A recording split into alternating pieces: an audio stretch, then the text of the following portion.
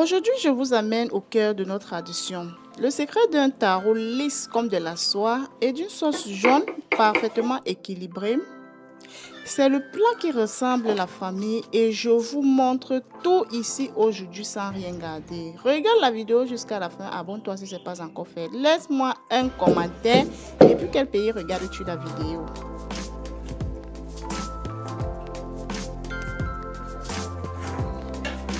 Coucou la famille, j'espère que vous allez très bien. Bienvenue dans ma cuisine. Aujourd'hui, on s'attaque à un monument de notre gastronomie, le taro à la sauce jaune. Entre l'authenticité et la générosité, je vous montre chaque étape.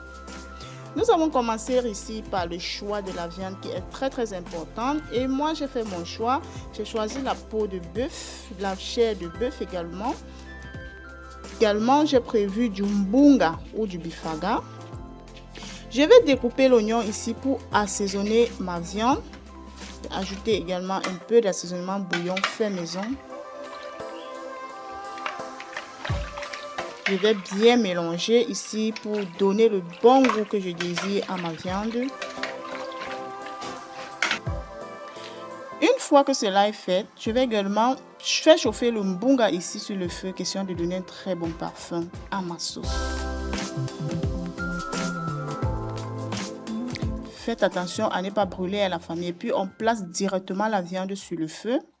On va laisser cuire comme ça là, environ, bref, la durée que ça va prendre. Hein. Donc, j'ai déposé le bifaga, le mbunga au-dessus. On va fermer la marmite et laisser cuire. Au bout de quelques moments, on va contrôler également. Ici, l'objectif, c'est de vérifier si c'est bien salé, si c'est bien sucré. On va déposer également du piment au-dessus. Voilà, ici, je place le piment. Je n'avais pas du piment frais. Hein. J'ai fait avec ce que j'avais. Vous savez, non, votre goût fait toujours avec les moyens de bord ce qu'elle a. Là, à présent, je vais devoir renverser les condiments de la sauce jaune au-dessus de la marmite. Et le moment d'écraser. Pour qu'au moment où je vais écraser, ce soit vraiment très facile. Vous savez que quand ça prend froid, c'est très tendre. Donc, c'est un peu ça. Regardez jusqu'à la fin.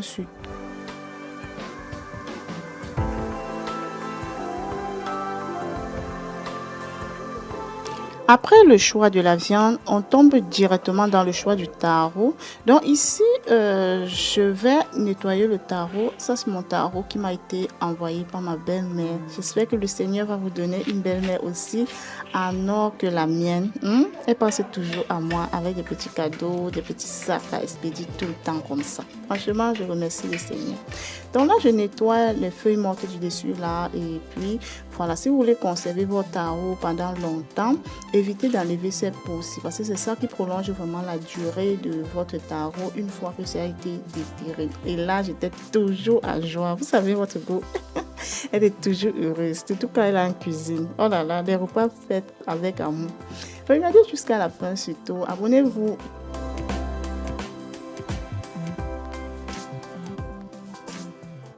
Et ici, nous avons deux qualités de taro, comme vous pouvez bien le constater. Regardez un peu, vous voyez, non? Voilà, pour celles qui savent déjà, qui connaissent cette qualité et connaissent également celui-là ou celui-ci. Vous savez, voici ce qu'on prépare souvent pour manger sur une épaisseur. Voici ce qu'on prépare souvent pour manger, peut-être parfois les légumes sautés. Vous voyez un peu celui-ci, non? Voilà, celui-ci là. C'est comme le macumba. Parfois, vous allez voir, je fais parfois peut-être le taro avec la banane. Voilà, c'est peut-être parfois parce que je n'ai pas cette qualité ici. Vous voyez un peu. Ou bien que j'ai cette qualité ici et peut-être c'est trop mou. Voilà, donc celui-ci, c'est le taro qui est mou, très mou en fait. Vous allez voir lorsque nous allons piler, celui-ci va solidifier celui-ci et puis à la fin, on va obtenir un très bon taro sans banane. Donc, regardez la vidéo jusqu'à la fin. On va passer en cuisine très rapidement.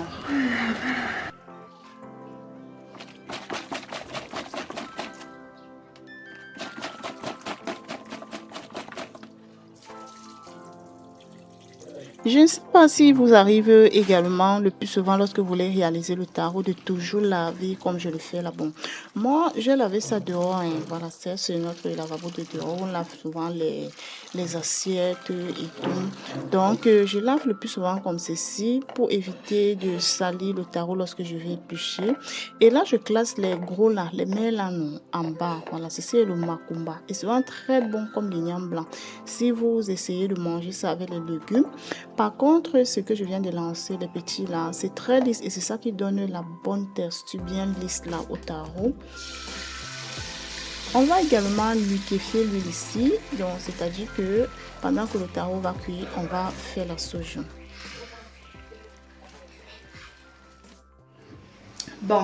Bon, lorsque vous placez votre tarot au feu et que vous avez parfois peur que ça ne va pas cuire, ou bien vous avez acheté peut-être le tarot et que vous avez peur que ça ne va pas cuire, ajoutez une poignée de sel à l'intérieur. Voilà, ça va permettre à tout votre tarot de cuire. Vous voyez un peu, non? Donc ça, ce sont des astuces de grand-mère. Voilà, surtout vous mettez bien l'eau dans votre tarot, hein. Donc là, vous avez vu mon petit secret, non? Petit secret que j'utilise pour cuire mon tarot, pour bien cuire le tarot, donc sans rien jeter. Ici, j'ai acheté ces aubergines à la veille et c'était tellement verte. Vous regardez, en moins de 24 heures, ça a tout jauni. Regardez comment c'est tout jaune là-bas. Et ce n'était même pas bon comme j'aime souvent là. Épluché était tellement dur, la peau collait au-dessus et tout. Bon, j'ai fait avec. On va fermer la marmite et puis passer à autre chose. Ici, on va écraser les épices. Je ne sais pas si vous aimeriez regarder une vidéo dans laquelle je vais vous montrer juste les condiments pour la sauce jaune. Parce que quand tu écrases ta pâte à pierre, le parfum que ça sent, c'est tellement bon, ça attire même les voisins. Donc là, j'ai écrasé les rondelles. On va tout écraser avec toutes ces racines là, comme vous voyez. Ici, il y a le rondelle, il y a également l'écorce du rondelle. On va tout écraser la famille. Donc, lorsque je vais réaliser le tarot, je prends toujours la peine d'écraser moi-même à la maison mes épices. Je vous assure. Parce que c'est toujours différent de ce qu'on vend en route là. Vous voyez un peu comment je fais, non? Et les épices là, c'est tellement beaucoup, tellement. N'hésitez pas à liker la vidéo s'il vous plaît la famille. Depuis quel pays vous regardez? Je sais que je suis suivie. Je reçois le plus souvent des commentaires en Allemagne, en espagnol. Également, si ce que je fais vous plaît, n'hésitez pas à me laisser également des cadeaux. Dans la description, là, il y a un lien par lequel vous pouvez également me faire des cadeaux, hein, la famille. Ou bien encore devenir membre à ma chaîne. Oui. Pourquoi vous ne faites pas cela, la famille? Vous me laissez les cadeaux. Vous devenez également membre à la chaîne. Il y a des liens là sur la chaîne pour devenir membre et pour donner des cadeaux. Voilà, si vous voulez bien que votre écorce de rondelle sorte, vous trempez dans l'eau environ 24 heures avant. Ok, donc c'est un peu ça la famille. Ça prend un peu du temps, mais c'est vraiment très important. C'est très important. Quand vous réalisez la sauce jaune, sinon, lorsqu'une personne qui a l'habitude de consommer la sauce jaune goûte, il va se rendre compte qu'il y a une très grande différence. Donc, quand je vais faire la sauce jaune, je prends vraiment tout mon temps, surtout pour le tarot, hein. Parce que le tarot, c'est un plat à beaucoup honorer, hein. C'est un plat traditionnel, un plat honorable de chez nous. Quand on veut demander une femme en mariage, la famille de la femme réalise le tarot. Voilà, à l'époque même, pour venir épouser une femme là-bas au village, il fallait que la femme apprenne d'abord à piler le tarot. Si elle ne connaît pas piler le tarot, non, il n'y a pas le mariage. Aujourd'hui, c'est tellement devenu basique que vous pouvez rester chez vous, regarder seulement sur vos écrans et réaliser le vôtre. Je dis c'était avant comme une formation. La maman devait former son enfant. Voilà, la famille.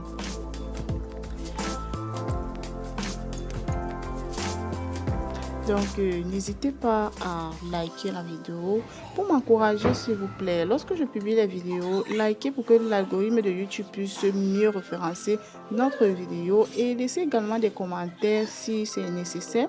Si vous n'avez rien compris, veuillez poser vos questions et puis je vais vous répondre.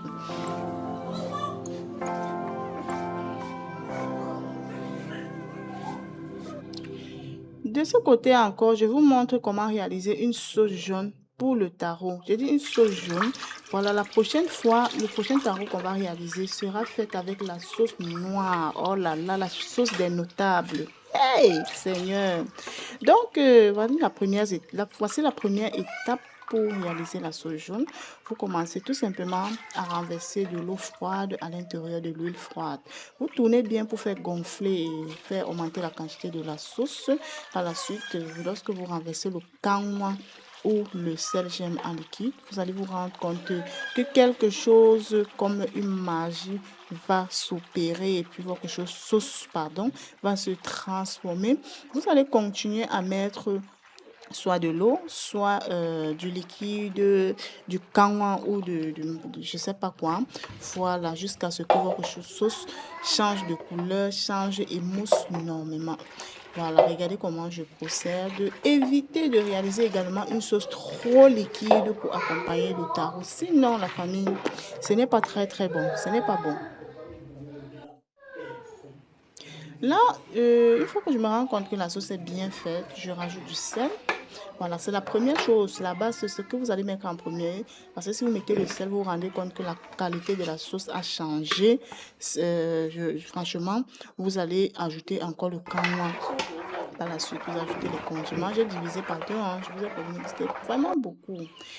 Une fois que j'ai fini, j'ai goûté que c'est bon. Voilà, ici, je ne vais pas mettre ma viande dans la sauce. Je vais un peu faire genre là, non. Voilà. Et puis, je jette juste les bifagas dedans pour parfumer. Donc, la peau de bœuf et la chair de bœuf là. Je vais déposer d'abord ça à côté. Je dépose d'abord à côté.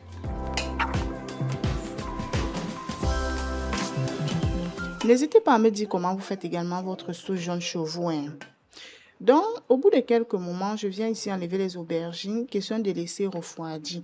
Vous savez qu'on ne met pas des choses, des viandes, des poissons et autres dans la sauce jaune quand ça chauffe. Et puis le taro là, Seigneur, vous allez voir comme mon astuce. Vous savez que sur cette chaîne, je partage toujours un petit bonus, des petites astuces avec vous dans la cuisine. Vous allez voir mon astuce parce que vous avez dans l'habitude d'aller acheter le taro au marché et puis préparer, ça ne cuit pas, vous perdez. Vous allez voir ici, je ne devais rien jeter sur ce taro. Là, c'est venu le grand moment attendu, le moment de piler le taro. Regardez, c'est tout très très bien. Donc ça, c'est l'étape où je suis déjà en train de former mon enfant pour le mariage. Ouais, la famille, vous allez rire. Vous allez vous moquer de moi. Je forme déjà mon enfant comme on me formait avant au village, non. Je vais la former déjà à partir d'ici là. Donc, elle va commencer à écraser le taro aussi. Elle n'a pas le choix. Elle va d'abord déposer la caméra parce que c'est elle la caméraman. Elle dépose d'abord la caméra. Elle pile le taro. Parce que une femme au foyer qui ne sait pas préparer, non, même si tu es qui, même si tu occupes quel poste, tu vas savoir préparer au moins. Voilà. Donc, vous voyez, elle avait déjà pris sa position avec son pain là, qu'elle a bien enfilé. Bon, comme ce n'est pas, c'est le trépied qui tenait le téléphone, on ne pouvait pas voir le visage. Donc, quand je lui ai dit que lorsque je lance tu tapes directement le pilon sur ça. Toc, toc, toc, très, très rapidement. Vous voyez, non. Regardez un peu jusqu'à la fin. Regardez, elle était tellement, je sais pas. Voilà. Quand je lance elle frappe le pilon sur ça. Donc, vous voyez un peu comment je pêche le taro, non, la famille. Je dis que le taro, si c'est la qualité de taro, que lorsque vous cuisinez un peu votre taro, comme je vous ai montré avec le sel là, même une seule grumeau, vous n'allez pas avoir dans votre taro. Sauf si vous ne mettez pas bien l'eau. Mais dans le cas où vous mettez bien l'eau, jusqu'à ce que quand ça bouge, ça monte en surface là. Non, tout va cuire. Vous voyez, elle prend toutes les positions possibles. Là, mais je lui dis que tu vas piler mon enfant. C'est très bien pour nous, donc c'est une formation. Oui, je prépare mon enfant déjà dans la cuisine. Je l'éduque déjà. Voilà, la famille, si cette partie vous plaît, n'hésitez pas de m'apporter vos critiques, de contribuer à quelque chose au développement de cette chaîne. Vraiment, la famille. Voilà. Est-ce qu'elle fait déjà bien? Est-ce que sa façon de piler là, elle fait bien? comme nous étions sur le sol en carreau, ça glissait, le mortier lui dérangeait. Là, j'ai fini le premier tour. Mais sinon, ça ne veut pas dire que je ne pile pas le tarot seul, hein. Quand elles ne sont pas là, je pile ça moi seul. Regardez comment la professionnelle récupère le mortier. Oh là là, j'écrase seulement la chose. Seigneur, regardez, bon, je tourne là maintenant pour bien mélanger, parce que piler seulement. Ouais, comment quand je récupère, j'arrange ça. Oh mince. Ouf. Ouais, un tarot bien blanc comme ça. On n'a pas ajouté la banane, hein. Parce qu'on ajoute la banane, ça change également, ça change directement la couleur du tarot. Voilà, donc elle avait déjà récupéré la caméra pour mieux filmer. Oh, la famille. Oui, il y a quoi? Et la petite là, alors, toujours en train de venir me déranger. Franchement, toujours en train de venir me déranger. Je ne sais pas si votre bout de chou font aussi comme celle-là, elle est toujours collante. Donc là, c'était le premier tour qui était déjà prêt. Il fallait récupérer pour mettre à côté. Et il y a encore un autre tour là-bas qu'on va écraser, on va encore piler. Voilà. Donc, on prépare toujours une assiette comme ça pour mettre à l'intérieur. Je n'ai pas tout fini le tarot et la famille. Il y aura encore un deuxième tour de tarot, mais cette fois-ci avec la sauce noire. Je vais vous montrer comment on fait la sauce noire avec la viande fumée, les aubergines fumées, les trucs, tous les trucs dans la sauce doivent être des trucs vraiment traditionnels, plus traditionnels. Wesh. Hey. Oh, la famille, share ma vidéo.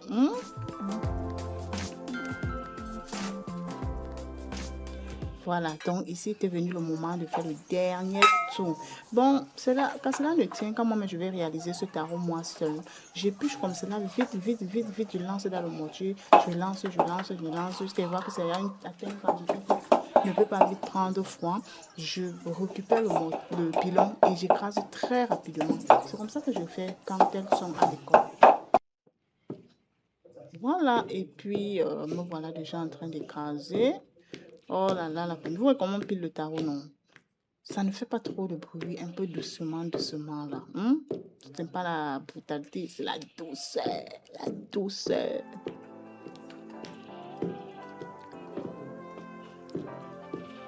La famille, quand vous regardez mes vidéos comme ça, là, dans la description là-bas, il y a un lien qui demande qu'on m'offre les cadeaux aussi. Ça veut dire que ce que je vous offre là, vous ne pouvez pas aussi m'offrir les cadeaux, la famille. La famille. Oh, franchement, je partage avec vous ici mes recettes gratuitement. Et surtout des recettes faites avec du cœur, avec beaucoup d'amour. Bon, on pense ça le plus important. Voilà comment je mélange mon tarot. J'ai tout mélangé et puis je vais encore bien piler. Voilà, ça c'est ici c'est pour mélanger. Voilà, parfois on fait comme ça le tarot avec la banane non. Voilà, et par la suite, on veut mélanger pour que ce soit équilibré. Donc, parfois le macumba entre ailleurs d'un autre côté puis sur l'autre. On mélange maintenant ici pour que ce soit bien équilibré. Oui, les petits pieds là à côté, non. Elle est toujours collante à moi, la petite fille là. Et c'est ça, vous voyez, je me suis retournée dans la cuisine, c'était un peu sombre là. Mais pas grave, donc je vais vous montrer comment j'apprête un plat de tarot pour servir. Voilà. Lorsque vous faites comme ceci, vous mouillez un peu la cuillère. Surtout si c'est un peu le genre que vous voulez servir à quelqu'un, un étranger. Vous mouillez la cuillère à l'intérieur de l'eau un peu tiède. Vous lissez le dessus avec. Vous allez voir comment ça sera beau. Très beau. Bien lissot. Le goût de ça, la famille.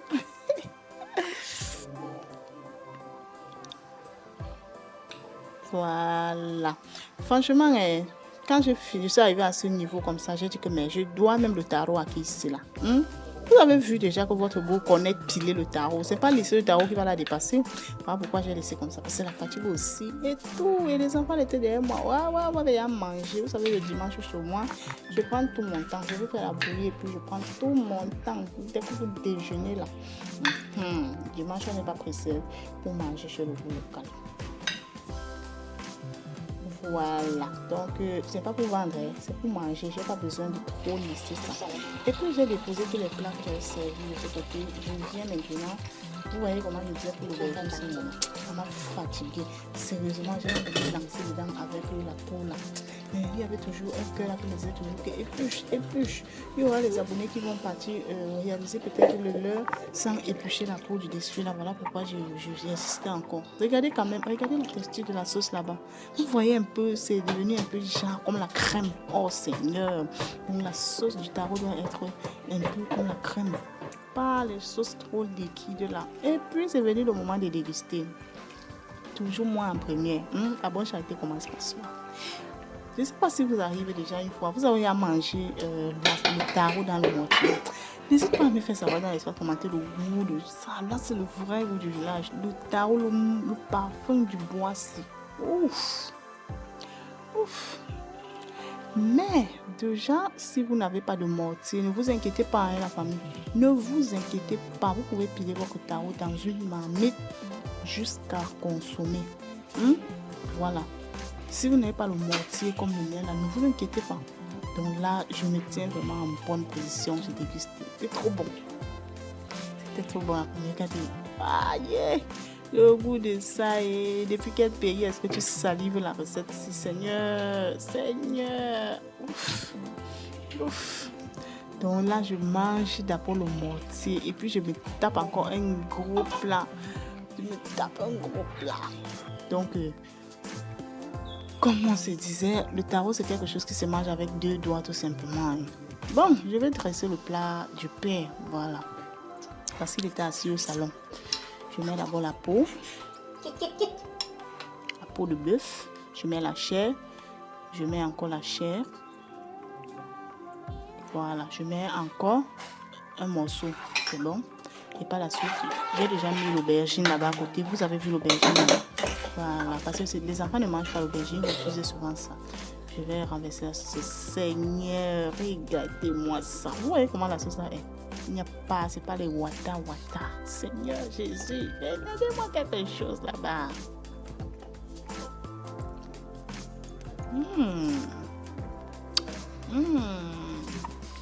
La famille. N'hésitez pas à me faire savoir dans l'espace commentaire ce que vous ressentez après avoir vu un plat comme ça.